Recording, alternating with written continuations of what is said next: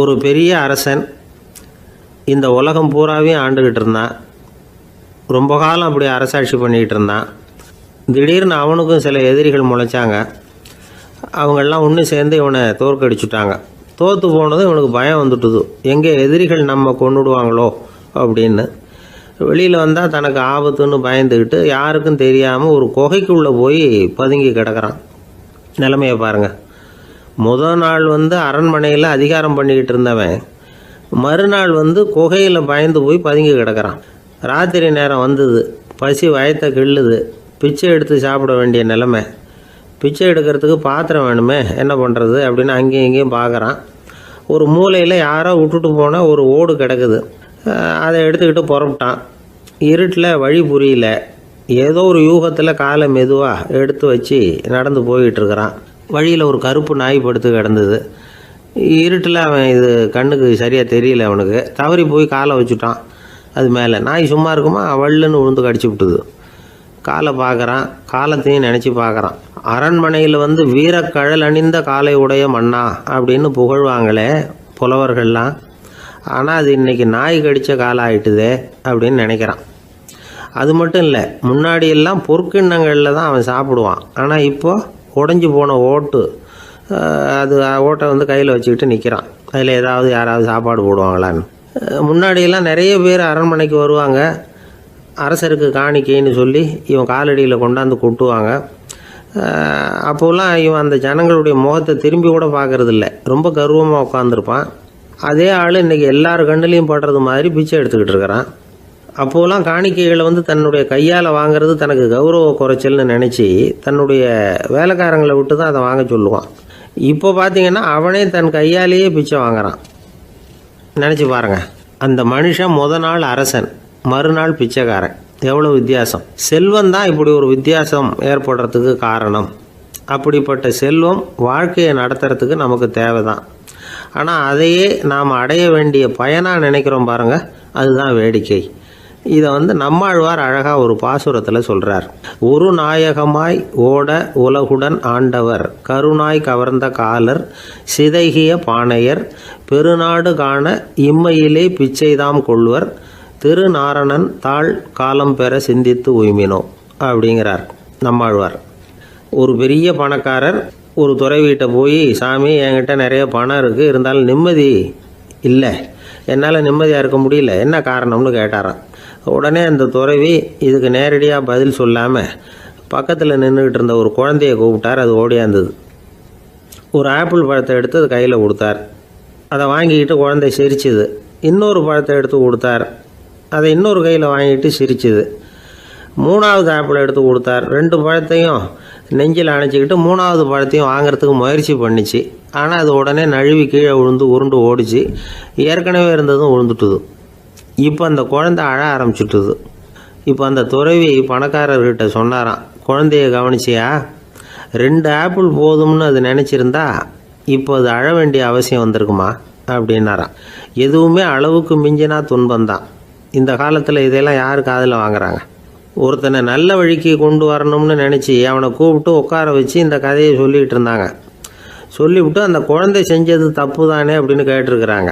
ஆமாம், தப்பு தான், நானாக இருந்தால் அப்படி செஞ்சுருக்க மாட்டேன் நானா இவன். 2 பழமே போதும்னு சொல்லியிருப்பியா அப்படின்னு கேட்டிருக்காங்க.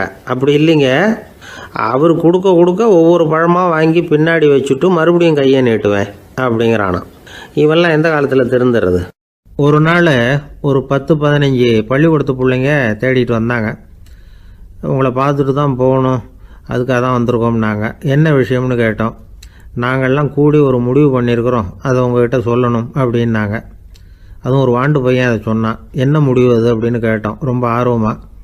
அதை இப்போ சொல்ல மாட்டோம், எங்களுக்கு பிடிக்கிற மாதிரி ஏதாவது ஒரு தகவல் சொன்னால் அதுக்கப்புறம் நாங்கள் அதை சொல்கிறோம் அப்படின்னா அந்த வாண்டு பையன். சரி, சின்ன பையன்கிட்ட இன்றைக்கி வசமாக மாட்டிக்கிட்டோம் அப்படின்னு நினச்சிக்கிட்டு அவங்களுக்கு தகுந்த மாதிரி ஒரு கதை சொல்ல ஆரம்பித்தோம். அது என்ன கதைன்னா, ஒரு பெரிய காடு, அதில் பலவிதமான மிருகங்கள். அந்த காட்டுக்கு ஒரு சிங்கம் தான் ராஜா. எப்பவும் காட்டுக்கு அது தானே ராஜா. ஒரு பெரிய யானைக்கு இது பொறுக்கலை. என்ன இது, எப்போ பார்த்தாலும் இங்கே சிங்கத்துக்கே ராஜா பதவி கிடைக்கிது, நான்லாம் எவ்வளவு பலசாலியாக இருக்கிறேன், அப்படி இருந்தும் எனக்கு அந்த பதவி கிடைக்கலையே அப்படின்னு தனக்குள்ளே பொறுமிக்கிட்டே இருந்தது. ராஜா பதவியை நினச்சி ரொம்ப ஏக்கம், அதுக்கு பதவி மோகம். இந்த சமயம் பார்த்து ஒரு குள்ள நரி கூட்டம் அதை தேடிட்டு வந்தது. ஐயா பெரியவங்களே, நீங்கள் இந்த காட்டுக்கு ராஜாவாக இருக்க ஆசைப்படுறீங்க, அதில் ஒன்றும் தப்பு இல்லை.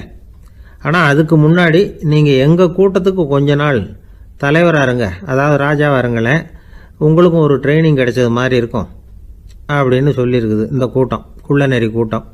இதை கேட்ட உடனே யானைக்கு ரொம்ப சந்தோஷம் தாங்கலை. அதுதான் எப்போன்னு பதவிக்காக காத்துக்கிட்டு இருக்குதே. இருந்தாலும் கொஞ்சம் பிகுவோட, சரி நீங்கள்லாம் இவ்வளோ தூரம் என்னை தேடிட்டு வந்து கேட்கறதுனால மறுக்க முடியல அப்படின்னு ரொம்ப ஏதோ அவளுக்கு சிரமப்பட்டு ஒத்துக்கிறது மாதிரி ஒத்துக்கிட்டது. ஏதோ உங்கள் ஆசைக்கு கட்டுப்படுறேன், கொஞ்ச நாள் உங்கள் கூட்டத்துக்கு ராஜாவாக இருக்கிறதுக்கு சம்மதிக்கிறேன் அப்படின்னுது. உடனே அந்த யானை ராஜ நட போட ஆரம்பிச்சிட்டுது. யானை சாதாரணமாக நடந்தாவே எப்படி இருக்குங்கிறது நமக்கு தெரியும். அதுவே ராஜ நடை நடந்தால் எப்படி இருக்கும் கற்பனை பண்ணி பாருங்கள். யானை முன்னாடி கம்பீரமாக போய்கிட்டு இருக்குது, தலைவர் இல்லையா, அதனால் குள்ள நரிகள்லாம் ரொம்ப அடக்கமாக அது பின்னாடி அணிவகுத்து போயிட்டு இருக்குது. ராஜா வாழ்க, மன்னர் வாழ்க அப்படின்னு கோஷம் வேற. யானைக்கு தலைகால் புரியல, அவ்வளவு சந்தோஷம்.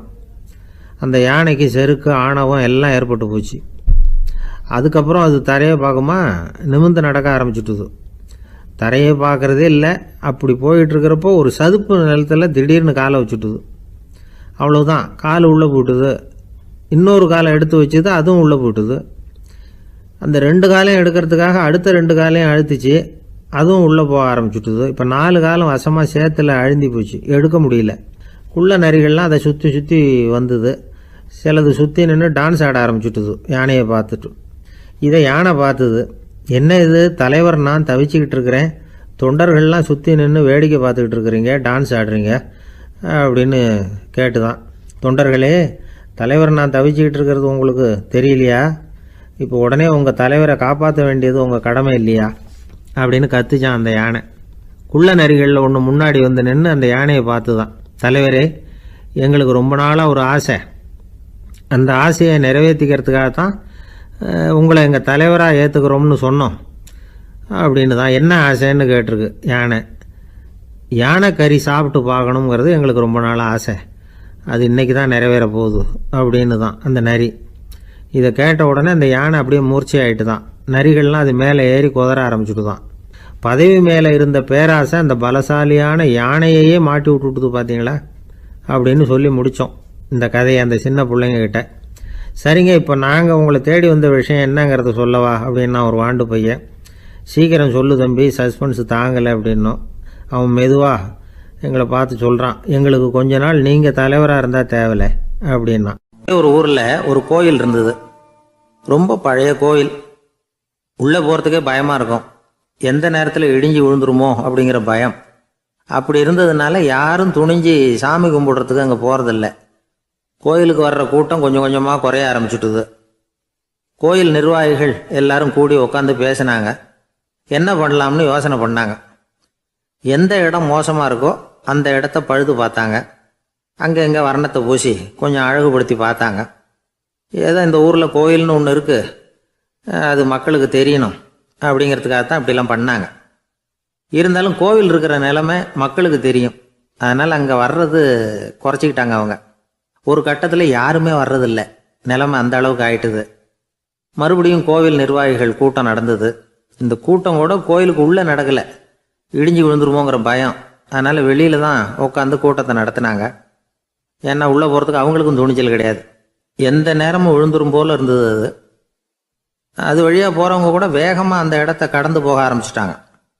கோவில் நிர்வாகிகள் வெளியில் உட்காந்து கூட்டம் போட்டாங்க இல்லையா, அந்த கூட்டத்தில் 4 தீர்மானங்களை நிறைவேற்றினாங்க. அது என்ன 4 தீர்மானம்னா, முதல் தீர்மானம், இந்த கோவிலை இடிப்பது அப்படிங்கிற முடிவை இந்த கமிட்டி மிகவும் வருத்தத்துடன் ஏற்றுக்கொள்ளுகிறது அப்படின்னு நிறைவேற்றினாங்க. இதுக்கு பதிலாக இன்னொரு கோவிலை உடனடியாக கட்டி முடிச்சுடணுங்கிறது 2வது தீர்மானம். 3வது தீர்மானம் என்ன தெரியுமா, பழைய கோவிலின் கதவுகள், அதிலிருந்து பிரித்து எடுக்கிற செங்கல், இதையே புது கோவில் கட்டுவதற்கு பயன்படுத்தி கொள்ள வேண்டியது. பழைய கோவில் இருந்த மாதிரியே அதே வடிவத்தில் புது கோவிலையும் கட்ட வேண்டியது. பழைய கோவிலின் அஸ்திவாரத்தை அப்படியே வச்சுக்கிட்டு அதுக்கு மேலே நாம் கோயிலை கட்டிக்க வேண்டியது. இதுதான் 3வது தீர்மானம். இதையும் கமிட்டி முழு மனசோடு ஏற்றுக்கிட்டது. இது வரைக்கும் சரி. இப்போ அந்த கமிட்டி 4வதாக ஒரு முக்கியமான தீர்மானத்தை கொண்டுக்கிட்டு வந்து அதையும் ஏகமனதாக நிறைவேற்றி விட்டது. அது என்ன தீர்மானம்னா, புதிய கோவில் கட்டி முடிக்கிற வரைக்கும் பழைய கோவிலை இடிக்கிறதில்லை அப்படிங்கிற தீர்மானம். எப்படி இருக்குது பாருங்கள் இது. பழசை இடிக்காத வரையில் அதே இடத்துல புதுசாக எப்படி கட்ட முடியும்? பல விஷயங்களில் நாம் நடந்துக்கிற முறையும் இப்படி தான் இருக்குதான். வாழ்க்கையில் முன்னேறணும்னு ஆசைப்படுவோம். அதே நேரத்தில் அந்த முன்னேற்றத்துக்கு எது தடையாக இருக்கோ அதை விட்டு விடுறதுக்கும் மனசு வராது. வெளிநாட்டில் ஒரு பெரிய விருந்து நடந்துக்கிட்டு இருந்துதான். எல்லாரும் மது கோப்பையும் கையுமா அலைஞ்சிக்கிட்டு இருக்கிறாங்க. ஒருத்தர் மட்டும் கையில் எதுவும் இல்லாமல் ரொம்ப நல்ல பிள்ளையா சாதுவா ஒரு ஓரமாக தனியாக உட்காந்துருக்கிறார். அவர்கிட்ட நெருங்கி வாங்க மது சாப்பிட்லாம் அப்படின்னு கூப்பிட்டாங்களாம். என்னை வற்புறுத்தாதீங்க, நான் என் மனசுக்குள்ளே உறுதியாக தீர்மானம் பண்ணிவிட்டேன் அப்படின்னாராம். என்ன தீர்மானம் பண்ணியிருக்கீங்க அப்படின்னு கேட்டிருக்காங்க. ஏற்கனவே முழு போதையில் இருக்கும் பொழுது மறுபடியும் மது கோப்பையை தொடரதில்லை அப்படின்னு தீர்மானம் பண்ணியிருக்கேன் அப்படின்னாராம்.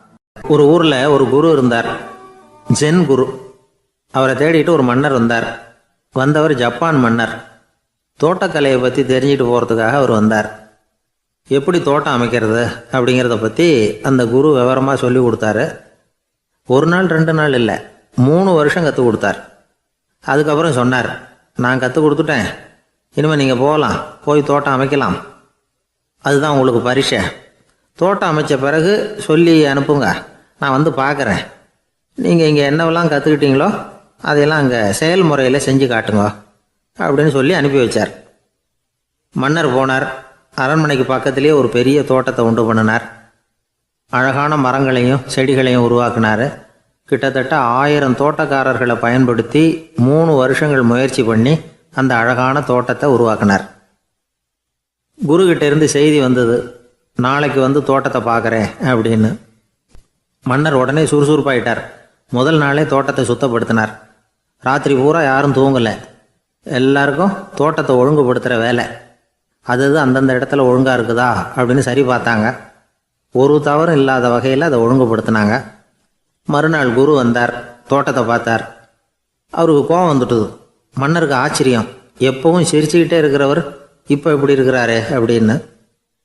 மெதுவாக குருக்கிட்ட போய் எல்லாம் சரியாக தானே இருக்குது அப்படின்னார். எல்லாம் சரிதான், ஆனாலும் எங்கே அந்த பொன்னிற காற்று அப்படின்னார். உதிர்ந்த இலைகள், பொன் மஞ்சள் நிற இலைகள் காற்றில் அப்படி புரண்டு ஓடுவதை நான் பார்க்க முடியவில்லையே அப்படின்னாராம்.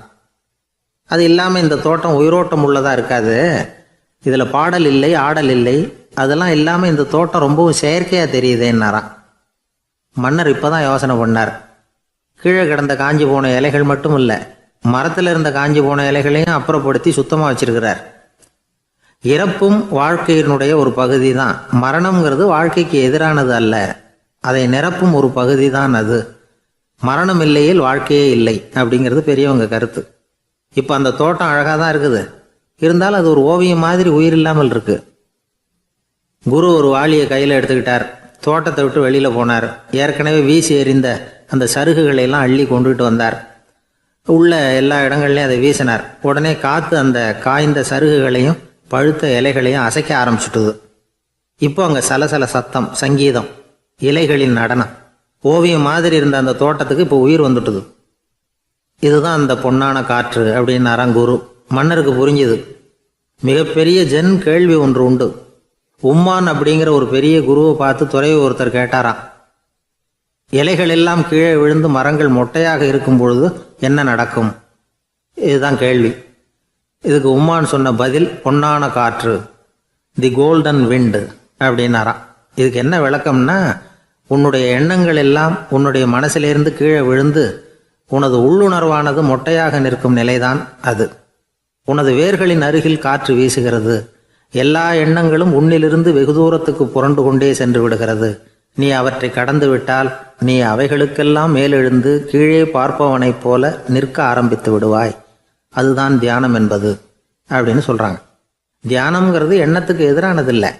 தியானம்ங்கிறது எண்ணங்களை கடந்து செல்வது தான். அதுக்கப்புறம் நாம் பொன்னிற காற்றில் ஆட ஆரம்பிச்சிருவோம். இதுதான் பெரியவர்கள் சொல்கிறது. என்கிட்ட ஒருத்தர் வந்து தோட்டம் அமைக்கணும்னு யோசனை கேட்டு வந்தார். எல்லாம் சொல்லி கொடுத்தேன். செடிகள்லாம் செழிப்பாக வளரணும்னா வேர் காயாமல் பார்த்துக்குங்க, தினமும் தண்ணி விடுங்க அப்படின்னு சொல்லி அனுப்பி வச்சேன். 1 மாதம் கழிச்சு ஒரு தோட்டத்தை பார்க்கறதுக்காக போனேன். போய் பார்த்தா எல்லா செடியும் வாடி கிடக்குது. என்னங்க இப்படி பண்ணிவிட்டீங்கன்னு. நீங்கள் சொன்னபடி தான் செஞ்சேன்னார். என்ன செஞ்சீங்கன்னு கேட்டேன். வேர் காயாமல் பார்த்துக்க சொன்னீங்க, தினமும் ஒரு தடவை எல்லா செடியையும் ஒவ்வொன்றா பிடுங்கி பார்த்து வேர் காயாமல் இருக்கா அப்படின்னு பார்த்துட்டு அதுக்கப்புறம் தண்ணி பாய்ச்சினேன், அவ்வளவுதான் அப்படின்னார். ஒரு ஆள் வேகமாக நடந்து போய்கிட்டு இருந்தான். அவன் வேகமாக நடக்கிறதுக்கு காரணம் வெயில் காலம், காலில் செருப்பு இல்லை, மணல் பாதை, அதுதான் வேகம். காலில் செருப்பும் இல்லாமல் கையில் குடையும் இல்லாமல் அந்த ஆள் வெயிலில் நடந்து போய்கிட்டு இருக்கிறான். அந்த சமயத்தில் இன்னொருத்தன் குதிரை மேலே ஏறி அந்த வழியாக வந்துக்கிட்டு இருக்கிறான். அவன் காலில் செருப்பும் இருந்தது, கையில் குடையும் இருந்தது. நடந்து போய்கிட்டு இருந்தவன் அந்த குதிரை ஆசாமியை பார்த்து கேட்டான், ஐயா, நீங்களும் குதிரை மேலே உட்காந்துக்கிட்டு போய்கிட்டு இருக்கிறீங்க, அப்படி இருக்கிறப்போ உங்களுக்கு அந்த செருப்பு என்னத்துக்கு? அதை எனக்கு கொடுத்து உதவலாமே அப்படின்னா. குதிரை மேலே உட்காந்துருந்தவன் யோசனை பண்ணி பார்த்தான். இவன் சொல்கிறது நியாயம்தானே அப்படின்னு சொல்லி தன்னுடைய செருப்பை கழட்டி அந்த வழிப்போக்கனுக்கு கொடுத்துட்டான். ரொம்ப நல்லதுங்க அப்படின்னு சொல்லி இவன் அதை வாங்கி காலில் மாட்டிக்கிட்டான். அதுக்கப்புறம் மறுபடியும் இவன் ஆரம்பித்தான், ஐயா, நீங்கள் குதிரையில் போகிறதுனால போக வேண்டிய இடத்துக்கு வேகமாக போய் சேர்ந்துருவீங்க, அதனால் உங்கள் கையில் அந்த குடை என்னத்துக்கு? நான் நடந்து போயிட்டுருக்கிறவன், ரொம்ப நேரம் நடக்க வேண்டியிருக்கும் இந்த வெயிலில், அதனால் அந்த குடையையும் எனக்கு கொடுங்களேன் அப்படின்னா. குதிரை வீரன் யோசனை பண்ணி பார்த்தான். இதுவும் நியாயம்தானே அப்படின்னு அவனுக்கு தோணுச்சு. உடனே இறக்கப்பட்டு தன் காலில் இருந்த செருப்பை கொடுத்தது மாதிரியே தன் கையில் இருந்த கொடையையும் இவங்கிட்ட கொடுத்துட்டான். அதுக்கப்புறம் அவன் நிம்மதியாக புறப்பட்டான். இப்போ மறுபடியும் கை தட்டி அவனை நிறுத்தினான். கீழே நின்றுக்கிட்டு இருந்தவன், என்னப்பா, ஏன் என்ன நிறுத்தின? இன்னும் ஏதாவது வேணுமா உனக்கு அப்படின்னா குதிரையில் இருந்தவன். இவன் மெதுவாக வாயை திறந்து அந்த குதிரையையும் என்கிட்ட கொடுத்துருங்களேன்னா. அந்த குதிரை வீரன் இப்போ ஒரு கணம் யோசனை பண்ணி பார்த்தான். உடனே என்ன பண்ணான் தெரியுமா? தன்கிட்ட இருந்த குதிரை சவுக்கை எடுத்தான். குதிரை சவுக்கால் அந்த ஆளை வாங்குவாங்கன்னு வீசி தள்ளிவிட்டான். இவ்வளவு சவுக்கடியும் வாங்கிக்கிட்டு இந்த ஆள் என்ன பண்ணான் தெரியுமா? சிரிக்கிறான். அடி வாங்கிட்டு யாராவது சிரிப்பாங்களா? குதிரை வீரனுக்கு ஒன்றும் புரியல. என்னப்பா அது, ஏன் இப்படி அடி வாங்கிட்டு இப்படி சிரிக்கிறியே அப்படின்னு கேட்டான். இப்போ அந்த வழிப்போக்கன் சொல்கிறான், ஐயா, நான் இப்படி சிரிக்கிறதுக்கு காரணம் இருக்கு. இப்படி குதிரை கேட்டு உங்ககிட்ட அடி வாங்கலேன்னு வச்சுக்கோங்க, என் உயிர் உள்ள வரைக்கும் மனசில் ஒரு தவிப்பு இருந்துக்கிட்டே இருக்கும். செருப்பையும் கொடையையும் கேட்ட உடனே கொடுத்தவன் குதிரையையும் கேட்டிருந்தா கொடுத்துருப்பானோ அப்படிங்கிற பேராசையில் ஏங்கிக்கிட்டே இருந்திருப்பேன். இப்போ உங்ககிட்ட அடி வாங்கின பிறகு என்னுடைய அந்த சந்தேகம் தீர்ந்து போச்சு. என்னுடைய ஆசைக்கு எல்லை எது அப்படிங்கிறத எனக்கு புரிஞ்சுட்டுது அப்படின்னு சொல்லிவிட்டு அவன் நடக்க ஆரம்பிச்சிட்டானான். ஆசைக்கும் எல்லை உண்டு அப்படிங்கிறத விளக்கறதுக்காக வாரியார் சுவாமிகள் சொல்கிற கதை இது. இந்த காலத்துலேயும் ஒருத்தன் அது மாதிரி கொடை செருப்போட குதிரையில் போய்கிட்டு இருந்தான். எதிரில் நடந்து வந்தவன், ஐயா, உங்கள் கொடையை எனக்கு கொடுங்களேன்னு கேட்டான். உடனே அவன் குதிரையிலேருந்து கீழே குதிச்சு அவனை சாட்டையால் அடிக்க ஆரம்பிச்சிட்டான். இன்னொருத்தர் அந்த வழியாக வந்தவர் இதை பார்த்தார். ஏன்பா, அவன் கேட்டான், உன்னால் முடியலன்னா இல்லைன்னு சொல்லிட வேண்டியது தானே, அதுக்காக ஏன் இப்படி அவனை போட்டு அடிக்கிறேன்னு கேட்டார். உங்களுக்கு விவரம் புரியாது சார், காலம் ரொம்ப கெட்டு போச்சு. கேட்டதை கொடுத்தேன்னு வச்சுக்கோங்க, இந்த குதிரையே என்னோடது, அவன் திருடிக்கிட்டு போகிறான் அப்படின்னு என் பேரில் புகார் கொடுக்க ஆரம்பிச்சிருவான் சார் அப்படின்னா. அது எப்படி அவ்வளோ உறுதியாக சொல்கிறேன்னு கேட்டார் அவர். ஏற்கனவே அது மாதிரி ஒருத்தன் பேரில் புகார் கொடுத்துட்டு தான் இந்த குதிரையை நான் தள்ளிட்டு வந்துக்கிட்டு இருக்கிறேன் அப்படின்னார். ஒரு சன்னியாசி, அவர் ஒரு நாள் ஒரு கனவு கண்டாராம். அந்த கனவில் அவர் சொர்க்கத்துக்கு போகிறார். அங்கே ஒரு பெரிய திருவிழா நடந்துக்கிட்டு இருக்குது. எங்கே பார்த்தாலும் அலங்கார வளைவுகள், வண்ணமயமான விளக்குகள், பாதைகள் பூரா மலர்கள், எல்லா கட்டடங்களும் ஒளிமயம். அவ்வளவு கோலாகலமாக பிரம்மாண்டமாக அந்த திருவிழா நடந்துக்கிட்டு இருக்குது. அது என்ன திருவிழாங்கிறது இந்த சன்னியாசிக்கு புரியல. அங்கே எதிரில் வந்துக்கிட்டு இருந்த ஒருத்தரை நிறுத்தி, என்ன விசேஷம் இங்கே அப்படின்னு விசாரிச்சாராம். உனக்கு தெரியாத விஷயம், இன்னைக்கு இறைவனுக்கு பிறந்த நாள், அதை தான் எல்லாரும் சேர்ந்து கொண்டாடுறோம். இதுக்காக பிரம்மாண்டமான ஊர்வலம் ஒன்று வரப்போகுது. இறைவனே அந்த ஊர்வலத்தில் கலந்துக்கிறார் அப்படின்னார் அவர். உடனே அந்த சன்னியாசி ஒரு மரத்து நிழலில் ஒதுங்கி நின்றுக்கிட்டார். ஊர்வலம் வந்துக்கிட்டு இருக்குது. முதல்ல ஒரு குதிரை வந்துக்கிட்டு இருக்கு. அது மேலே ஒருத்தர் உட்காந்துருக்கிறார். அவருக்கு பின்னாடி நிறைய பேர் கூட்டமாக வந்துக்கிட்டு இருக்கிறாங்க. இவ்வளவு கூட்டம் இவர் பின்னாடி வருதே, யார் இவர் அப்படின்னு கேட்டார். ஒரு மதத்தின் பெயரை சொல்லி இவர் அந்த மதத்தின் தலைவர், அவரை பின்பற்றுகிற மக்கள் கூட்டம் பின்னாடி வந்துக்கிட்டு இருக்குது அப்படின்னு விவரம் சொல்லியிருக்கிறாங்க. இவங்களுக்கு அடுத்தபடியாக இன்னொரு குதிரையில் ஒருத்தர் வந்துக்கிட்டு இருக்கிறார். அவருக்கு பின்னாடி ஏகப்பட்ட கூட்டம். இவர் யாருங்க அப்படின்னு கேட்டிருக்கார் சன்னியாசி. அங்கே இருக்கிறவங்க விவரம் சொல்லியிருக்கிறாங்க. இன்னொரு மதத்தின் பெயரை சொல்லி இவர் அந்த மதத்தினுடைய தலைவர், அவர் வழியை பின்பற்றுகிறவர்கள் அவர் பின்னாடி கூட்டமாக வந்துக்கிட்டு இருக்கிறாங்க அப்படின்ட்டு இருக்காங்க. இப்படி ஒவ்வொருத்தராக குதிரை மேலே வந்துக்கிட்டே இருக்கிறாங்க. அவங்கள பின்பற்றியும் ஒவ்வொரு கூட்டம் வந்துக்கிட்டே இருக்குது. அந்த பெரிய ஊர்வலம் அது பாட்டுக்கு போய்கிட்டு இருக்குது. கடைசியாக அது முடிஞ்சது ரொம்ப நேரம் கழித்து. அதுக்கப்புறம் கொஞ்சம் நேரம் கழித்து ஒரு வயசான ஆள் குதிரை மேலே வந்துக்கிட்டு இருக்கிறார். ஆனால் அவருக்கு பின்னாடி யாருமே இல்லை. அவர் பரிதாபமாக தனியாக வந்துக்கிட்டு இருக்கிறார். அவர் அந்த ஊர்வலத்தை சேர்ந்தவரா இல்லையாங்கிறதே தெரியல. இவர் யார், இவர் ஏன் இப்படி தனியாக வந்துக்கிட்டு இருக்கிறார் அப்படின்னு கேட்டிருக்கார் அந்த சன்னியாசி.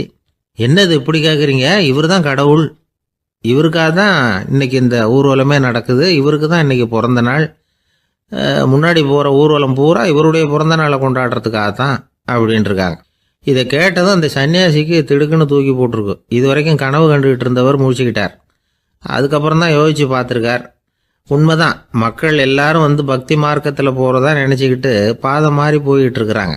கடவுளை பின்பற்றுவதாக நினைக்கிறாங்க பக்தர்கள். ஆனால் கடவுளுக்கு பின்னாடி யாருமே இல்லை.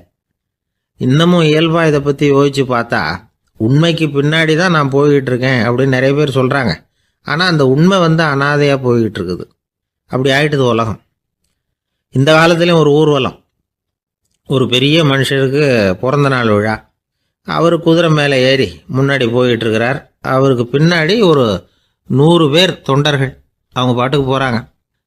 எல்லாம் பணம் கொடுத்து ஏற்பாடு பண்ணவங்க. எல்லாம் பணம் வாங்கிட்டு பின்னாடி போயிட்டு இருக்கிறாங்க. கொஞ்சம் தூரம் நடந்ததும் கால் வலிக்க ஆரம்பிச்சுட்டுது. ஒவ்வொருத்தரும் அப்படியே ஒதுங்க ஆரம்பிச்சிட்டாங்க.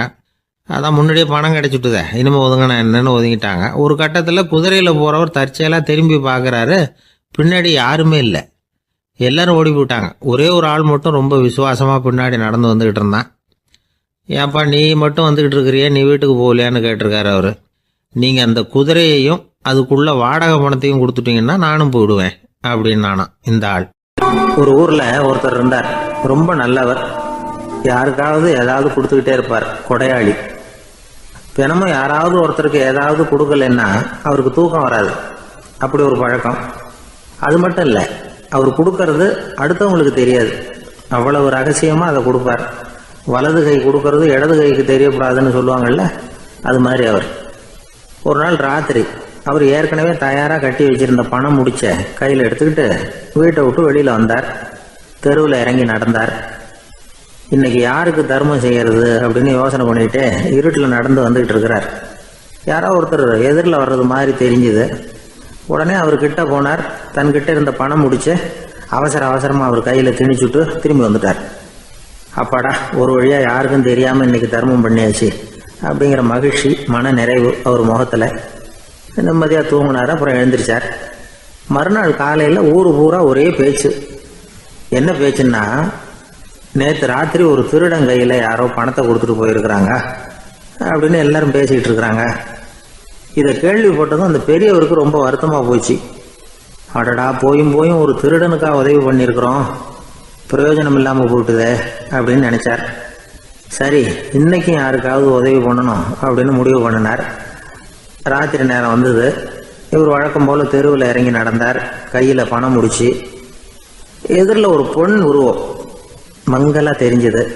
இவர் உடனே அந்த பெண்கிட்ட பணத்தை கொடுத்துட்டு திருப்தியாக திரும்பி வந்துட்டார். மறுநாள் காலையில் ஊர் பூரா என்ன பேசிக்கிட்டாங்க தெரியுமா?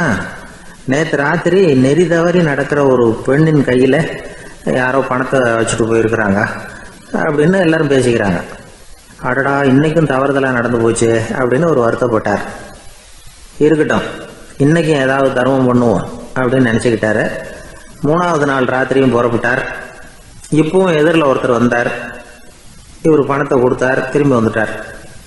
மறுநாள் மக்கள் என்ன பேசிக்கிட்டாங்கன்னா, நேற்று ராத்திரி ஒரு செல்வந்தர் கையில் யாரோ பணத்தை கொடுத்துட்டு போயிருக்கிறாங்க அப்படின்னு பேசிக்கிட்டாங்களாம். அவருக்கு ரொம்ப வருத்தமாக போட்டுது. என்ன இது, தினம் இப்படி ஆகிட்டு இருக்குதே அப்படின்னு நினச்சிக்கிட்டே படுத்து தூங்கினார். அன்னைக்கு ராத்திரி ஒரு கனவு. அந்த கனவுல இறைவன் வந்து சொன்னாராம், இதை பாருப்பா, நீ கொடுத்த தர்மம் வீணா போயிடல. உன்கிட்ட பணம் வாங்கின அந்த திருடன் திருந்திட்டான், அந்த பொண்ணும் திருந்திட்டா, அந்த செல்வந்தனும் கொடையாளி ஆயிட்டான், எல்லாருக்கும் உதவி பண்ண ஆரம்பிச்சுட்டான் அப்படின்னு சொன்னாராம். இந்த கதையை சொன்னவர் யாருன்னா நபிகள் நாயகம். இதுல உள்ள கருத்து என்னன்னா, நல்ல மனசோட தர்மம் பண்ணுனா அது வீணா போறதில்லை. இன்னொரு கருத்து, தர்மம் வந்து தன்னை மட்டுமல்ல அடுத்தவங்களையும் தீமையிலிருந்து காப்பாற்றும். இதுதான் நாம புரிஞ்சுக்க வேண்டியது. இந்த காலத்திலேயும் இது மாதிரி சில சம்பவங்கள் நடக்கிறது உண்டு. ஒரு பெரியவர் இருட்டில் நடந்து வந்துகிட்டு இருந்தாரு. எதிரில் வந்த ஒருத்தன் வலுக்கட்டாயமா ஒரு கையை பிடிச்சி ஒரு பண முடிப்பை கொடுத்து வச்சுக்க சொல்லிவிட்டு விலகி போயிட்டான். பெரியவருக்கு ஆச்சரியம், இந்த காலத்திலையும் இப்படி வலது கை கொடுக்கறது இடது கைக்கு தெரியக்கூடாதுன்னு நினைக்கிற கொடையாளிகள் உண்டு போல இருக்கு அப்படின்னு யோசனை பண்ணிக்கிட்டே நடந்தார். கொஞ்சம் தூரம் போயிருப்பாரு. அதுக்குள்ள அதே ஆள் திரும்பி வந்தான். கொடுத்த பண முடிப்பை திருப்பி கொடுங்க அப்படின்னு கேட்டு வாங்கிட்டான். இவருக்கு ஒன்றும் புரியல. ஏன் இப்படி பண்றேன்னார். அது ஒன்றும் இல்லைங்க, கொஞ்ச நேரம் இதை உங்ககிட்ட கொடுத்து வச்சிருந்தேன் அவ்வளவுதான் அப்படின்னா. ஏன்னு கேட்டார். என்னை பின்னாடி போலீஸ் தேடிக்கிட்டு வந்துகிட்டு இருக்குது, அதுதான் அப்படி பண்ணேன், இப்போ போயிட்டுது, இனிமே ஒன்றும் பயம் இல்லை அப்படின்னு சொல்லிவிட்டு அவன் பாட்டுக்கு நடந்து போறான். அவர் ஒரு பெரிய குடும்பத்தில் பிறந்தவர். இருக்கிற சொத்துக்கள் எல்லாத்தையும் வாரி வழங்கி விட்டு காட்டுக்கு புறப்பட்டார் தவம் செய்யறதுக்காக. இருந்தது ஊராவும் கொடுத்துட்டார், இனிமே எதுவுமே இல்லை கொடுக்கறதுக்கு. அப்போ கடைசியா ஒருத்தன் வந்து கையை நீட்டினானா, ஐயா ஏதாவது கொடுங்கன்றிருக்கான். அவர் பார்த்தார், கட்டியிருக்கிற வேட்டியை தவிர வேற எதுவுமே இல்லை. 8 முழம் பட்டு வேட்டி ஜரிகை கரையோடு இருக்குது. கடைசியாக அதை தான் எடுத்துக்கிட்டு அவர் புறப்பட்டுருக்கார். அவர் பார்த்தார், எதிரில் அவன் பரிதாபமாக நின்றுட்டு இருக்கிறான். அந்த 8 முழ வேட்டியை 2ஆ கிழிச்சார். 4 முழத்தை அவங்ககிட்ட கொடுத்தாரு. மீதி 4 முழத்தை தன்னுடைய இடுப்புல கட்டிட்டு அவர் காட்டுக்கு போயிட்டார். இவன் என்ன பண்ணான் தெரியுமா, கையில் கிடைச்ச 4 முழத்தை எடுத்துக்கிட்டு கடை வீதிக்கு போனான். பழைய பட்டு வேட்டி ஜருகை இதையெல்லாம் விலைக்கு வாங்குற வணிகர் ஒருத்தர் இருக்கார். அவர்கிட்ட போனான். இதை விலைக்கு எடுத்துக்கிறீங்களா அப்படின்னு கேட்டிருக்கான். அவர் வாங்கி பார்த்துருக்கார். ஆஹா, இது ரொம்ப அருமையான வேட்டி, விலை உயர்ந்த ஜருகை, இது ஏது உனக்கு அப்படின்னு கேட்டாரான். அவன் நடந்தது சொல்லியிருக்கான். அப்படின்னா ஒன்று செய்ய, இந்த வேட்டியோட இன்னொரு பாதியையும் மெதுவாக வாங்கிட்டு வந்துரு, உனக்கு நிறைய பணம் தர்றேன் அப்படின்னாரான் அந்த வணிகர். இவன் கொஞ்சம் யோசனை பண்ணி பார்த்தான். கொஞ்சம் இருங்க, வந்துடுறேன் அப்படின்னு சொல்லிவிட்டு நேராக காட்டுக்கு போனான். அவர் எங்கே இருக்காருன்னு தேடி கண்டுபிடிச்சான். அவர் ஒரு இடத்துல தவக்கோலத்தில் இருக்கிறார். கட்டியிருந்த இடவேட்டியும் அவர் அறியாமல் நழுவி கீழே விழுந்து கிடக்குது. இவனுக்கு ரொம்ப வசதியாக போச்சு. அவரை கேட்க வேண்டிய அவசியமே இல்லை. மெதுவாக சத்தம் போடாமல் அடி மேலே அடி வச்சு நெருங்கினான். அவர் கண்ணை மூடிக்கிட்டு அவர் பாட்டு நின்றுட்டு இருக்கிறார். இவன் மெதுவாக போய் கீழே கிடந்த அந்த துணியை எடுத்துக்கிட்டு சத்தம் போடாமல் திரும்பி நடந்தான். ஒரு 2-3 அடி எடுத்து வச்சிருப்பான். அப்படி ஓட ஆரம்பிக்கிற சமயத்தில் அவன் காலில் கீழே கிடந்த முள்ளு ஒன்று நறுக்குன்னு தச்சு விட்டுது. வலி தாங்க முடியாமல் அம்மான்னு கத்தியிருக்கான். இந்த சத்தத்தினால கண்ணை மூடி நின்றுகிட்டு இருந்த அவரோட தவம் கலைஞ்சது. மெல்ல கண்ணை திறந்து பார்க்குறார். தன் இடையில இருந்த வேட்டி அவன் கையில் இருக்கு. இப்போ அவர் நினைக்கிறார், என்ன நினைக்கிறாருன்னா, இந்த வேட்டி மீது நான் வைத்த ஆசை அல்லவா அவனை திருடனாக ஆக்கி விட்டது அப்படின்னு நினைச்சாராம். இந்த வேட்டி மேல நாம வச்ச ஆசை அவனை திருடும்படி ஆக்கி விட்டதே அப்படின்னு நினைச்சாராம். இது எப்பேற்பட்ட மனநிலை அப்படிங்கிறத கொஞ்சம் யோசனை பண்ணி பாருங்க. தான் ஒரு பொருள் மேல வச்ச பற்று இன்னொரு மனிதன் திருடனாக ஆகிறதுக்கு காரணம் ஆயிட்டதேன்னு நினைக்கிறார். அப்படி நினைச்ச அந்த பெரியவர் யார் தெரியுமா? அவர் தான் மகாவீரர். இழந்துட்டேங்கிறிய, நீ என்னத்தை கொண்டுகிட்டு வந்த எங்க இழந்துடுறதுக்கு? நீ என்னத்தை உண்டாக்குன இது அழிஞ்சுட்டுதுன்னு சொல்றதுக்கு? இதுதான் அவருடைய சிந்தனை. இன்றைக்கு நம்ம சிந்தனையெல்லாம் வேற மாதிரி இருக்குது. ஒருத்தன் நடுத்தருவில் உட்காந்து அழுதுகிட்டு இருந்தான். அந்த வழியா வந்தவர் ஒருத்தர், ஏன்பா அழறேன்னு கேட்டாராம். 5 ரூபா சார், இந்த இடத்துல விழுந்துட்டுது, ரொம்ப நேரமா தேடுறேன், கிடைக்காது போல இருக்கு அப்படின்னு சொல்லிவிட்டு அழறான். எப்போ தொலைஞ்சதுன்னு கேட்டாராம் அவரு. அது எனக்கு தெரியாது சார், பணத்தை தொலைச்சவன் தேடி பார்த்துட்டு போயிட்டான், நான் அவனுக்கு பின்னாடி தேட வந்தவன் அப்படின்னு நானாம் இவன்.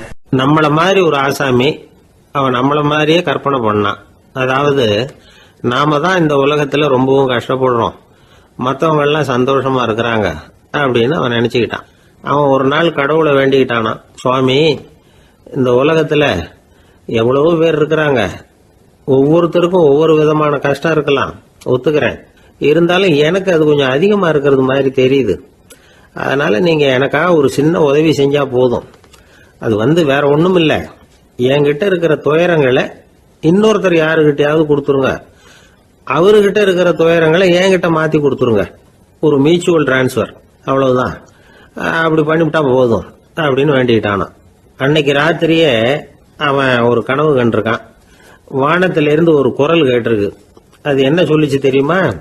ஏ ஜனங்களே, எல்லாரும் அவங்க கஷ்டங்களை ஒரு பையில போட்டு எடுத்துக்குங்க. அப்படி எடுத்துக்கிட்டு நேரா இந்த ஊர் எல்லையில இருக்கிற கோயிலுக்கு வந்து சேருங்க அப்படின்னு அந்த குரல். ஆஹா, கடவுள் நம்ம பிரார்த்தனைக்கு செவி சாய்ச்சுட்டார் அப்படின்னு சந்தோஷப்பட்டான் இவன். உடனே என்ன பண்ணா, தன்கிட்ட இருந்த கஷ்டத்தையெல்லாம் ஒரு சாக்கு பையில போட்டு எடுத்துக்கிட்டான். வீட்டை விட்டு வெளியில வந்தான். தெருவில் இறங்கி நடக்கிறான். அங்க பார்த்தா ஏகப்பட்ட பேர் ஆளுக்கு ஒரு பைய தூக்கிக்கிட்டு கோயிலுக்கு போயிட்டு இருக்கிறாங்க. சில பேர் மூட்டையா கட்டி தலையில சுமந்துக்கிட்டு போயிட்டு இருக்கிறாங்க. இவன் பார்த்தான். இவனுக்கு ரொம்ப ஆச்சரியமா இருந்தது. ஏன்னா எல்லாரும் வச்சிருக்கிற பைய இவன் பைய விட பெருசா இருந்தது. இவன் பை தான் இருக்கிறதுலயே கொஞ்சம் சின்னதா தெரிஞ்சது. இப்ப அவன் மறுபடியும் சாமியை வேண்டிக்கிட்டான், கடவுளே, இப்ப உள்ள சூழ்நிலையை கவனிச்சா என்கிட்ட இருக்கிற பைய பரவாயில்லன்னு தோணுது. அதனால வேற பைய எதையும் மாத்த வேணாம், இதுவே பரவாயில்ல, இந்த பையோட திரும்பி வீட்டுக்கு போனா போதும்னு நினைக்கிறேன் அப்படின்னு ஏதோ நினைக்க ஆரம்பிச்சுட்டான் அவன். எல்லாரும் கோயிலுக்கு போய் சேர்ந்தாங்க. கோயில்ல அந்த குரல் மறுபடியும் கேட்டுது. எல்லாரும் அவங்கவுங்க பைகளை சோகத்துல தொங்க விடுங்க, திடீர்னு விளக்குகள் அணையும், மணி அடிக்கப்படும், அதுதான் அடையாளம். அந்த சமயத்துல இருட்டுல உங்களுக்கு வேண்டிய பைய நீங்க மாத்தி எடுத்துக்கலாம், தேர்ந்தெடுத்துக்கலாம். வெளிச்சம் இருக்கிறப்பவே உங்களுக்கு பிடிச்ச பைக்கு பக்கமா பார்த்து நீங்க நின்னுக்கலாம் அப்படின்னு சொல்லி விவரம் சொல்லிச்சான் அந்த குரல். அப்படி சொன்னதுக்கு அப்புறம் திடீர்னு விளக்கு அணைஞ்சுது, மணி அடிச்சுது. கொஞ்ச நேரம் கழிச்சு மறுபடியும் விளக்குகள்லாம் எரிஞ்சுது. இப்போ பார்த்தா எல்லாரும் அவங்கவுங்க பையையே கெட்டியா பிடிச்சிட்டு நிக்கிறாங்க. இவனும் அப்படியே நிக்கிறான். இவன் மெதுவா பக்கத்துல நிக்கிறவங்க கிட்ட கேட்டானா, ஏன் நீங்க பைய கையிலேயே வச்சிருக்கிறீங்க, செவுத்துல மாட்டலையா அப்படின்னு கேட்டிருக்கான். இல்லப்பா, நீ ஏன் கையிலேயே வச்சிருக்கிறியோ அதே காரணத்துக்காக தான் நாங்களும் வச்சிருக்கிறோம். நம்ம கவலைகளை பத்தி நமக்கு ஓரளவுக்காவது தெரியும். ஆனா மற்றவங்க கவலைகள் நமக்கு பரிச்சயம் இல்லாதவை, பழக்கம் இல்லாதது. அதனால நமக்கு தெரிஞ்ச கவலைகளை சமாளிக்கிறது சுலபம். தெரியாததை சமாளிக்கணும்னா மறுபடியும் ஆரம்பத்தில இருந்து ஆரம்பிக்கணும். அதனால பழைய நண்பர்களோட வாழறது தான் மேல் அப்படின்னு ஆனான். அதுக்கப்புறம் அவன் தன்னோட பைய போதும்னு வீட்டுக்கு திரும்பி வந்துட்டானான். இது ஒரு பெரியவர் சொல்லி இருக்கிற கதை. அதனால நம்ம கிட்ட இருக்கிற கஷ்டங்கள் தான் பெருசு, அதை இன்னொருத்தங்கிட்ட கொடுத்துட்டு மாத்திக்கலாம் அப்படின்னு நினைக்கிறது தப்பு. இதே மாதிரி இன்னொரு சம்பவம். ஒரு ஊர்ல ஒரு நாள் ராத்திரி ஆகாயத்திலிருந்து கடவுள் குரல் கேட்குது. இந்த ஊர்ல இருக்கிற ஜனங்கள்லாம் கொஞ்சம் கவனிங்க, உங்களுக்கு ஒரு செய்தி. அதாவது இங்க இருக்கிற ஜனங்கள்லயே கொஞ்சம் கூட கவலையே இல்லாத ஆள் யாருன்னு எனக்கு தெரியணும்.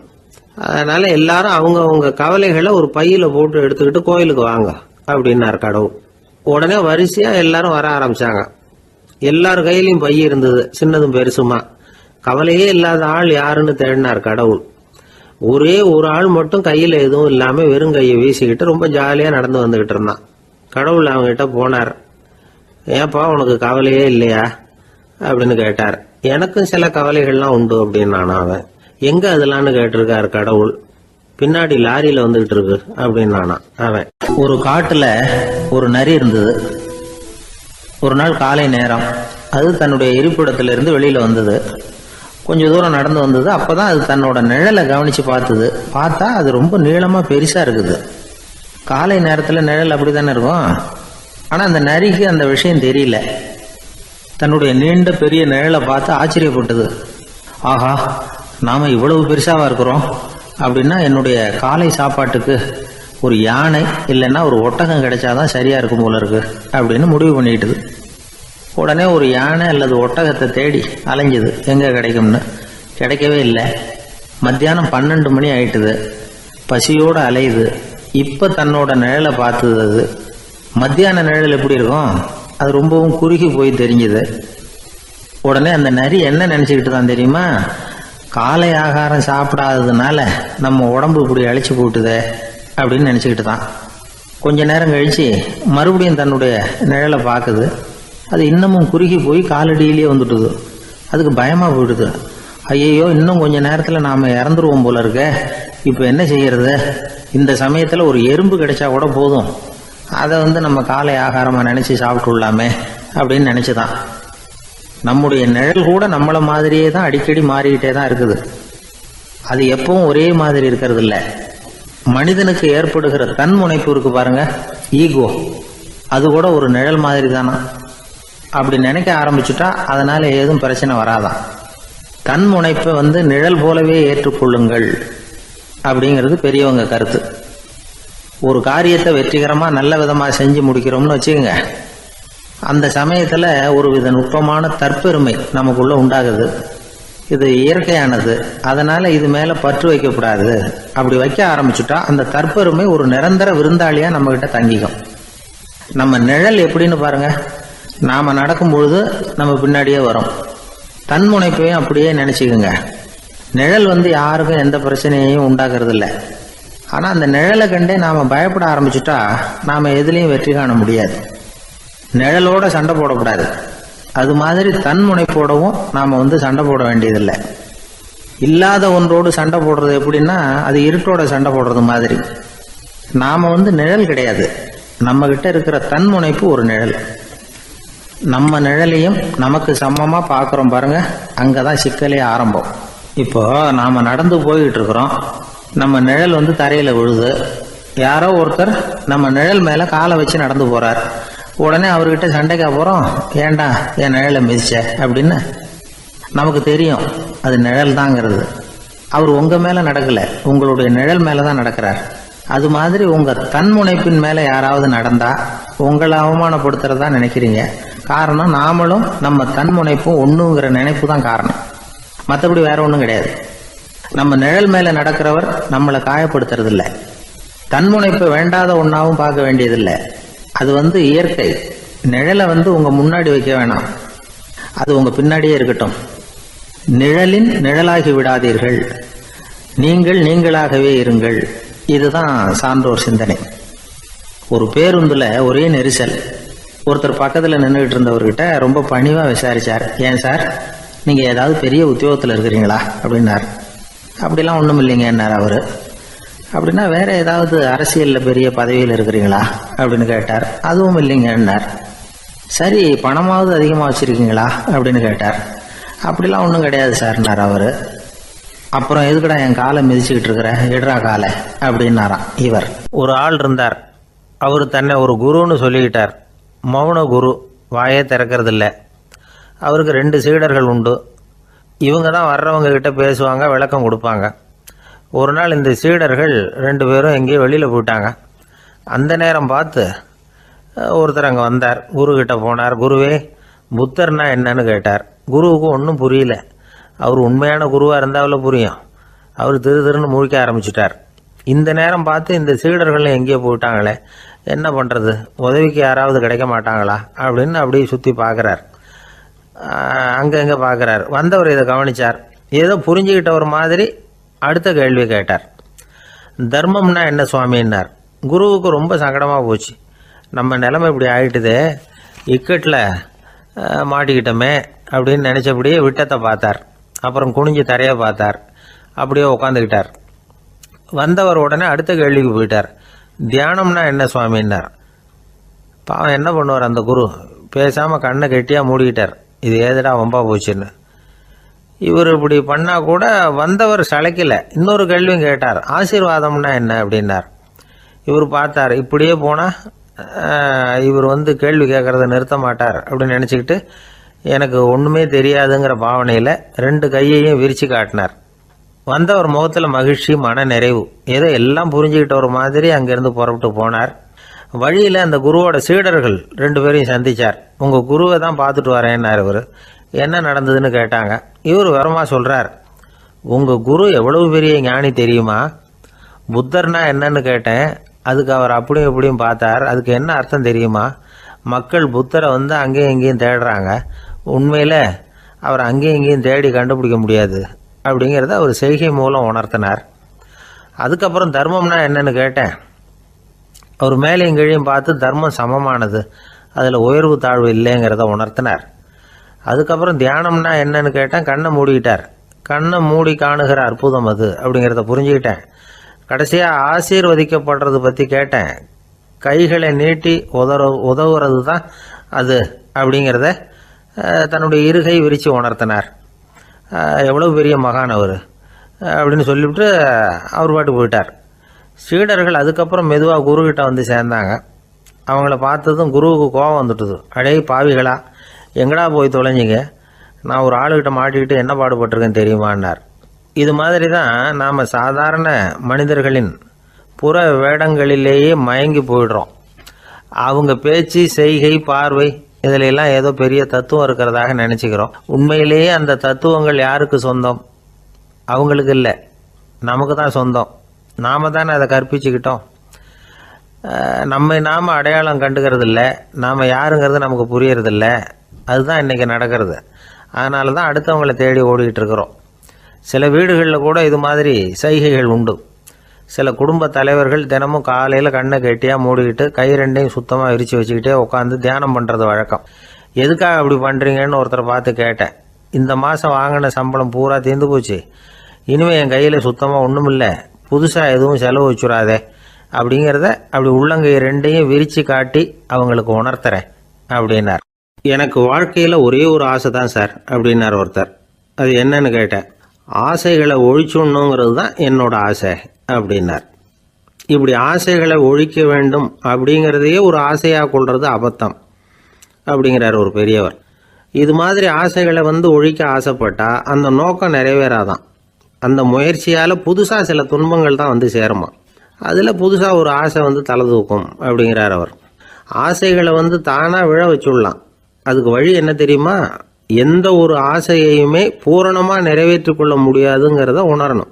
அதை உணர்ந்தால் ஆசைகள் தானாக விழுந்துடும்.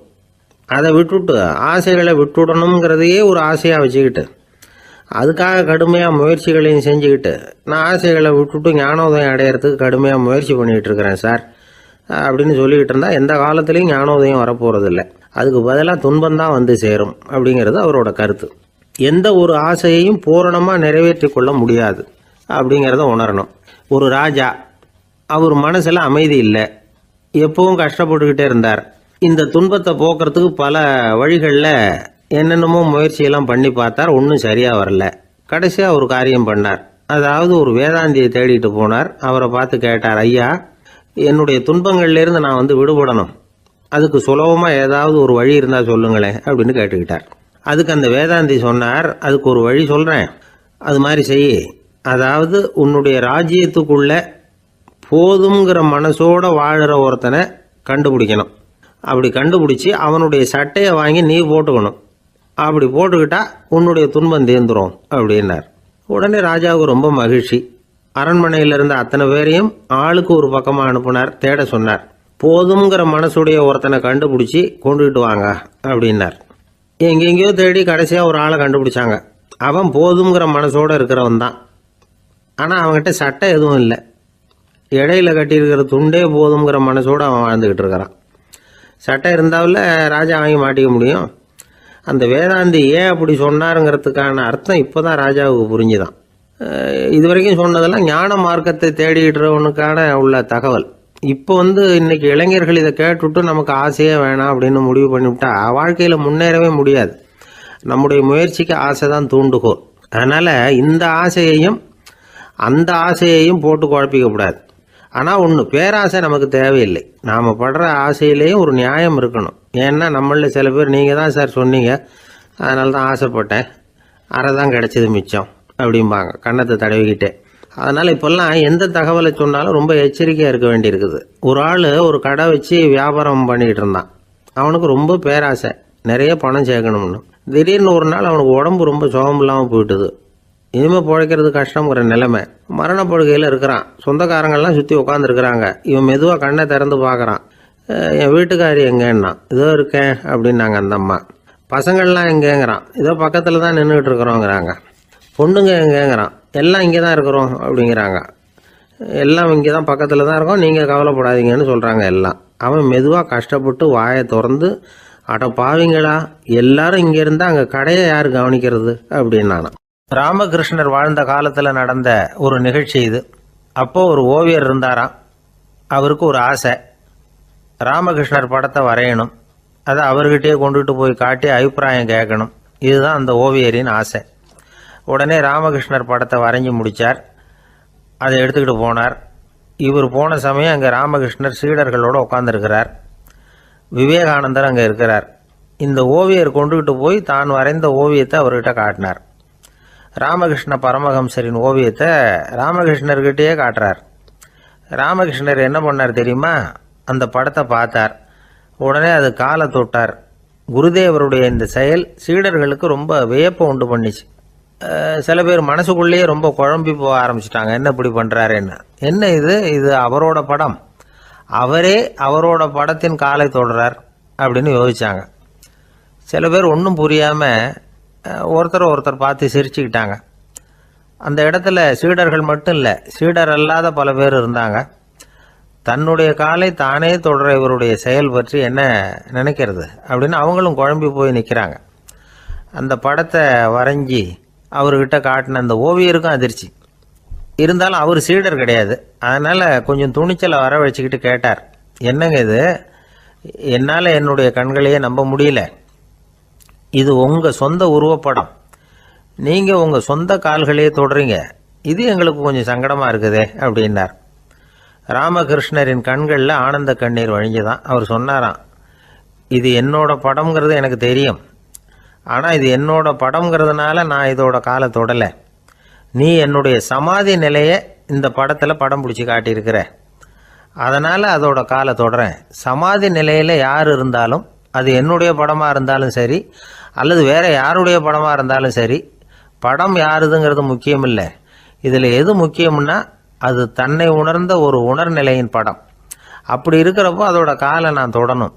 அதுக்கு நீங்கள் எல்லாரும் ஏன் சங்கடப்படுறீங்கன்னு எனக்கு தெரியல அப்படின்னாராம். இப்போ தான் அங்கே இருந்து சீடர்களுக்கும் மற்றவங்களுக்கும் விவரம் புரிஞ்சுதான். இதுக்கு முன்னாடி யாரும் செய்யாததை இவர் செஞ்சிருக்கிறார், ஆனால் அவருடைய காரணம் ரொம்ப நியாயமானது அப்படிங்கிறத உணர்ந்தாங்களாம். இதுவரைக்கும் ஆன்மீகத்தில் சமாதி நிலை, அதாவது தன்னை உணர்ந்த நிலை பற்றி புரிஞ்சுக்கிட்டோம். இல்லறத்தில் ஏற்படக்கூடிய சமாதி நிலை பற்றி உங்களுக்கு தெரியுமா? ஒரு அம்மா டாக்டர்கிட்ட வந்து சொன்னாங்களாம், டாக்டர், என் வீட்டுக்காரருக்கு உடம்புல ஏதோ கோளாறுன்னு நினைக்கிறேன், நான் எவ்வளவு நேரம் பேசினாலும் காதில் விழாதது மாதிரி உட்காந்துருக்கிறார் அப்படின்னு ஆகலாம். அதுக்கு அந்த டாக்டர் சொன்னாராம், அம்மா, அது உடம்பு கோளாறு இல்லை, அது ஒரு பெரிய திறமை அப்படின்னாராம். ஒரு ரயில் வேகமாக போயிட்டு இருக்கு. அது ஒரு ரயில்வே ஸ்டேஷனில் கொஞ்ச நேரம் நின்றுது. அப்போ அதில் ஒரு ஆள் ஏறினார். தலையில் ஒரு மூட்டையை வச்சுருந்தார். மூட்டையை தலையில் சுமந்துக்கிட்டே உள்ளே வந்தார். மூட்டையை தலையில் சுமந்துக்கிட்டே ஒரு இடத்துல உட்காந்தார். ரயில் மறுபடியும் புறப்பட்டுது. இவர் தன் தலையில் இருந்த மூட்டையை கீழே இறக்கி வைக்கணும்ல, வைக்கல, சுமந்துக்கிட்டே வரார்.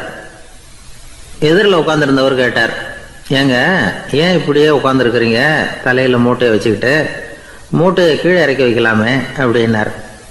வேணாங்க, பாவம், தலையில் இருக்கிற மூட்டையை இறக்கி ரயிலில் வச்சா ரயிலுக்கு பாரம் அதிகமாக இருக்கும் அப்படின்னார் அவர்.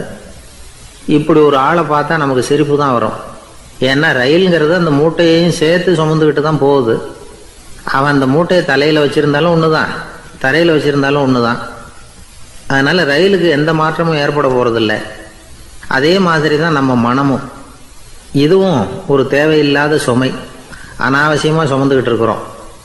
இதை கீழே இறக்கி வச்சுட்டா வாழ்க்கை பிரயாணம் சுகமாக இருக்கும். ரயில் பிரயாணம் பண்ணுற அந்த ஆள் மூட்டையை சுமக்கிறான், வாழ்க்கை பிரயாணம் பண்ணுற நாம மனசை சுமக்கிறோம். இது ரெண்டுக்கும் எந்த வித்தியாசமும் இல்லை. மனசை கீழே இறக்கி வச்சுட்டா பாரம் இல்லாமல் வாழலாம், பறவைகள் மாதிரி பறக்கலாம், குழந்தைகள் மாதிரி கள்ளங்கபடம் இல்லாமல் வாழலாம். இந்த வெளி உலகத்தில் நாம் நிலை பெற்று இருக்கணும், வேரூன்றி இருக்கணும்.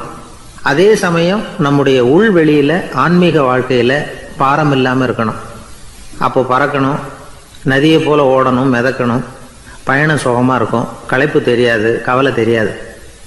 ஒரு சீடன் போதி தர்மரை நாடி வந்தான். குருவே, நீங்கள் என்ன வெறுமையாக இருக்க சொன்னீங்க, நான் இப்போ மறுபடியும் வெறுமையானவன் ஆகிட்டேன், அதனால் இப்போ என்ன செய்ய சொல்கிறீங்க என்ன அப்படின்னு சொல்லி நின்னான்.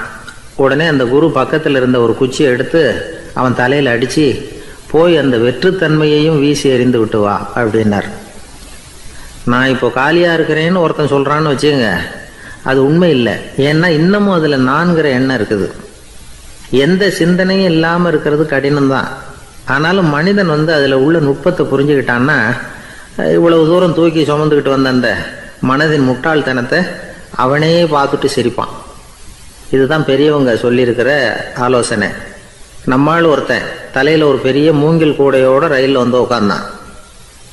கூடை தலையில் இருந்தது, கீழே இறக்கி வைக்கல. எதிரில் இருந்தவர் கேட்டார், ஏங்க எதுக்காக அதை அனாவசியமாக சுமந்துக்கிட்டே இருக்கீங்க, கீழே இறக்கி வைங்களேன்னார். இல்லைங்க, நான் வீட்டை விட்டு புறப்படும் பொழுதே என் பையன் சொல்லிவிட்டான் கூடையை தலையை விட்டு இறக்கக்கூடாதுன்னு அப்படின்னார். அவன் சின்ன பையன், விவரம் இல்லாமல் சொல்லியிருப்பான். இப்போ என்ன நேரில் வந்தால் பார்த்துக்கிட்டு இருக்கிறான், நீங்கள் இறக்கி வைங்கன்னார் அவர். அவன் நேரில் பார்த்துக்கிட்டு இல்லை, இருந்தாலும் நான் இந்த கூடையை கீழே இறக்கி வச்சா அது அவனுக்கு தெரிஞ்சிடும் அப்படின்னாரு இவர். அது எப்படின்னார் அவர்.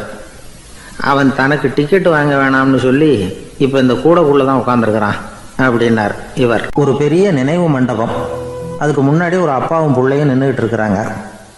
அந்த வழியாக போகிறவங்க வர்றவங்கெல்லாம் அந்த இடத்துல நின்று அது என்ன மண்டபம் அப்படின்னு விசாரிக்க ஆரம்பித்தாங்க. அந்த அப்பாவும் பிள்ளையும் தான் வர்றவங்களுக்கெல்லாம் விவரம் சொல்லிகிட்டு இருக்கிறாங்க. அதாவது இந்த இடத்துல ஒரு பெரிய மகான் சமாதி ஆகியிருக்கார், அவர் சமாதியான இடத்துல இந்த நினைவு மண்டபத்தை கட்டியிருக்கிறோம் அப்படின்னாங்க. ஊர் பூரா இந்த செய்தி பரவிச்சு. நிறைய பேர் அந்த இடத்த தேடி வர ஆரம்பித்தாங்க. இங்கே கொஞ்சம் நேரம் உட்காந்துட்டு போனால் மனசுக்கு ஒரு நிம்மதி கிடைக்கிது அப்படின்னாங்க. அங்கே இருந்த உண்டியலில் நிறைய காசு போட்டுட்டு போகிறாங்க. பணம் கிடுகிடுன்னு நிறைய சேர ஆரம்பிச்சுட்டுது. பணம் நிறைய சேர்ந்த உடனே அந்த அப்பாவுக்கும் பிள்ளைக்கும் தகராறு வந்துட்டுது. பணம் சேர்ந்தாலே சொத்து தகராறு வரத்தானே செய்யும், அது மாதிரி வந்துட்டுது. பையன் அடிக்கடி நிறைய பணம் கேட்க ஆரம்பித்தான். அப்பா பார்த்தார், யோசனை பண்ணார், ஒரு முடிவுக்கு வந்தார். ஒரு நாள் பையனை கூப்பிட்டார், இதை பாருப்பா, நமக்குள்ள தகராறு வேணாம். அப்பாவும் பிள்ளையும் இப்படி சண்டை போட்டுக்கிட்டா பார்க்குறவங்க தப்பாக நினைப்பாங்க. அதனால் நமக்குள்ளே சமரசமாக இதை தீர்த்துக்குவோம், என்ன சொல்கிற அப்படின்னார் அப்பா. சரின்னு நான் பையன். உடனே அந்த அப்பா என்ன பண்ணார் தெரியுமா, மகன்கிட்ட கொஞ்சம் பணத்தை கொடுத்தார். தன்கிட்ட இருந்த ஒரு கழுதையையும் கொடுத்தார். இதை வச்சு நீ பொழைச்சிக்கோ அப்படின்னு சொல்லி அனுப்பி வச்சுட்டார். மகன் அந்த கழுதையை எடுத்துக்கிட்டு அடுத்த ஊருக்கு போனான். வழியிலே அந்த கழுதை செத்து போச்சு. உடனே என்ன பண்ணலாம்னு யோசனை பண்ணான். ஒரு ஐடியா வந்தது. அந்த கழுதையை ஒரு சாலை ஓரமாக புதைச்சான். கையில் இருந்த பணத்தை வச்சு அந்த இடத்துல ஒரு கல் மண்டபம் கட்டினான். அந்த வழியாக 2 பேர் வந்தாங்க. இது என்ன மண்டபம்னு விசாரித்தாங்க. இந்த இடத்துல ஒரு பெரிய மகான் சமாதி ஆகிருக்கிறார் அப்படின்னா. இந்த செய்தி ஊர் பூரா பரவ ஆரம்பிச்சுட்டுது. நிறைய பேர் வந்து போக ஆரம்பித்தாங்க. இங்கே வந்தால் மனசுக்கு ஒரு பெரிய நிம்மதி கிடைக்குது அப்படின்னு வேற சொல்ல ஆரம்பித்தாங்க. வர வர கூட்டம் அதிகமாக வர ஆரம்பிச்சுட்டுது. உண்டியலில் பணம் நிறைய சேர்ந்துட்டுது. நகையெல்லாம் கூட கழட்டி காணிக்கையாக போட ஆரம்பிச்சுட்டாங்க. அப்பாவை விட மகன் பெரிய ஆளாயிட்டான். இதை கேள்விப்பட்டார் அப்பா. பையனை பார்த்துட்டு வரலாம்னு ஒரு நாள் புறப்பட்டு வந்தார். பையன் ஓஹோன்னு இருக்கிறான். பங்களா, காரு எல்லாம் வந்துட்டுது. எப்படிடா இந்த அளவுக்கு ஆனே அப்படின்னு விசாரித்தார். அப்பா, எல்லாம் உங்கள் ஆசீர்வாதம் தான். நீங்கள் கொடுத்த மூலதனத்தை வச்சு தான் இவ்வளவும் சம்பாதிச்சேன் அப்படின்னு நான் பையன். அது எப்படிறான்னு விசாரித்தார். அப்பா, நீங்கள் ஒரு கழுதை குட்டியும் கொஞ்சம் பணமும் என்கிட்ட கொடுத்து அனுப்பி வச்சிங்க. அதை எடுத்துக்கிட்டு வந்தேன். வர்ற வழியில் அந்த கழுதை செத்து போச்சு.